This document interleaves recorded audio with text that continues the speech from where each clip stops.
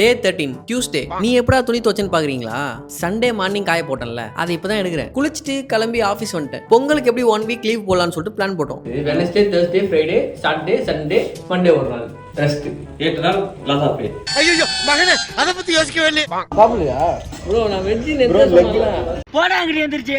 அட ரகு ப்ரோ பர்த்டேக்கு பிரியாணி கூட சாப்பிடுவோம். ப்ரோ நான் வெஜ், அவருக்கு எதுக்கு டியூஸ்டே பர்த்டே வச்சீங்க? நீங்க மட்டும் பிரியாணி சாப்பிட்டுறீங்க, அப்ப நாங்கலாம் மனசு இல்லையா வெஜ் சாப்பிடுறோம்? ஏன் ப்ரோ? ரகு பர்த்டேக்கு நேத்து சொன்னீங்க நேத்து ரகு. ஆமா ப்ரோ, ரகு பர்த்டே பிரியாணி 65. இதை தட்டி கேட்க யாருமே இல்லையா? இதை தடுத்து நிறுத்துவீங்களா மாட்டீங்களா? தம்பி விடுப்பா, இதெல்லாம் அப்படிலாம் விட்டுற முடியாது மேடம், அப்படிலாம் விட்டுற முடியாது. நீ இப்போ உங்களுக்கு வெஜ் வேணும். அவ்வளவுதாங்க மேட்ரு. இருங்க, பர்த்டே பாய்க்கு அடிப்போம். Hello Raghu bro. சொல்லு ப்ரோ. பிறந்தநாள் வாழ்த்துக்கள் ப்ரோ. நன்றி நன்றி. ஆபீஸ்ல எல்லாருமே பிரியாணி போட்டீங்க, சிக்கன் நல்லா இருந்துச்சு ப்ரோ.